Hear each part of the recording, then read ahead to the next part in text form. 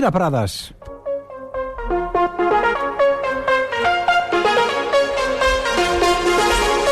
Mirem a Prades. Fem soroll. Camp de Tarragona. Perquè si teníem la sageta de foc, aquesta xarxa de voluntariat de gent jove a la ciutat de Tarragona, n'hem detectat una altra, de similar a Prades. A l'altra banda del fil telefònic, aquí tenim, és una de les seves portaveus, la Neus Coll, del grup de voluntaris del grup de gent jove de Prades. Neus, bona tarda, què tal, com estem? Bona tarda, molt bé. Gràcies per atendre la nostra trucada al migdia d'avui. Dia plujós, Com està el dia per aquí dalt? Bé, no? Suposo, també de pluja. Sí, també plujós, sembla i tot que estigui una mica nevant i tot. Jo no gosava dir-ho. No gosava dir-ho perquè a Prades, a la que et descuides, de seguida neva. De fet, les imatges que jo recordo més a primera hora del matí en trams de matinals aquí a Ser Tarragona i Ràdio Reus de nevades, sempre les primeres imatges venien de Prades, justament. Sí, tenim sort aquí dalt. Ara ja no, però a primera hora del matí semblava que anava una mica. És un poble... Recorda'ns quants habitants éreu a Prades, Neus? Doncs crec que no arribem als 600 empadronats. Mira, no arribeu als 600 empadronats, però el grup de gent jove ja ha estès també una xarxa solidària. A qui va adreçada aquesta xarxa solidària arran del confinament, arran del coronavirus? Doncs tenim dos serveis, o sigui, el que volem és que la gent gran, que són un grup de risc, i la gent que tingui patologies prèvies, es quedin a casa i no tinguin contacte amb aquesta gent que els hi pot portar el virus.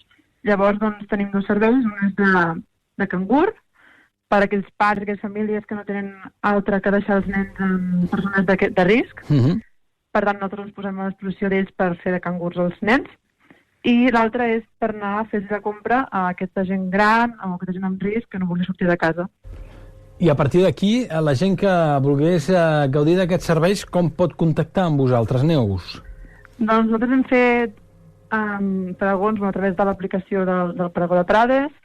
Per les xarxes socials també hem fet difusió, hem penjat cartells pel poble i allí es veu dos números de telèfon que ens poden enviar whatsapps o trucar i també a través de les nostres xarxes socials. Tenim Instagram i tenim Facebook.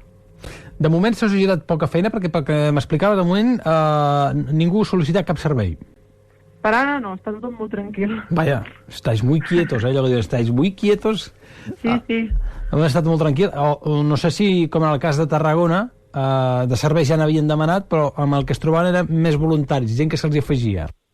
Sí, nosaltres igual. Primer vam començar només amb els joves.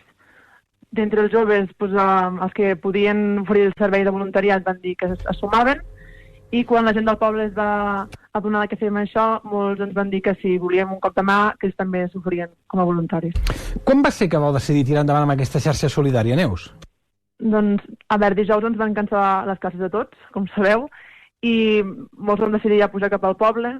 Divendres jo estava mirant la tele aquí amb la família i vaig veure aquesta iniciativa dels joves de Mataró, de començar a tirar endavant això del servei de la compra, i vam dir, doncs, per què no aquí a Prades també ho fem, ja que ens coneixem tots i pot ser molt fàcil d'organitzar-nos. Així que divendres a la tarda vam parlar amb l'Ajuntament i vam començar a tirar endavant. Amb l'Ajuntament, vau demanar per dir-ho, vau avisar l'Ajuntament que engegàveu, Sí, vam pensar que, ja que és un tema seriós, doncs primer de tot hauríem d'avisar l'Ajuntament. Què us va dir la Lídia Vargas? La Lídia ens va dir que sí, que tiréssim endavant, però sempre i quan prenguéssim les mesures d'higiene i de precaució necessàries, que evidentment les prendrem. Clar, a partir d'aquí, esperar que se sol·liciti aquest ajut. A Prades esteu confinats, no, també? Sí. Divendres... Sí, divendres van pujar uns cotxes de fora, suposo de Barcelona, de Reus i així, la gent que té cases d'aquí dalt, però ara està més tranquil tot ja. Tot més tranquil·let, oi? Sí, molt més tranquil, per sort. Afortunadament. L'altre és, vosaltres, com a grup de gent jove de Prades, quines altres activitats aneu realitzant la resta de l'any o us heu creat ara expressament per això?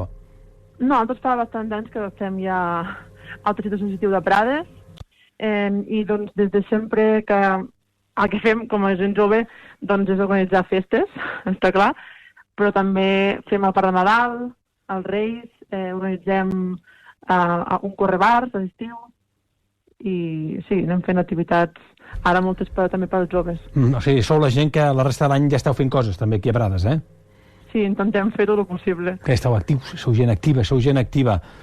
Escolta'm, Neus, t'agraïm moltíssim que hagi atès la nostra trucada al migdia d'avui, pendents de que us demanin, de que us sol·licitin, i ja saps que aquí tens una emissora a través de la qual fer una crida a voluntaris, sobretot de gent que vulgui gaudir d'aquests serveis pel municipi de Prades. Moltíssimes gràcies. Sí, moltes gràcies a tu per donar-nos difusió.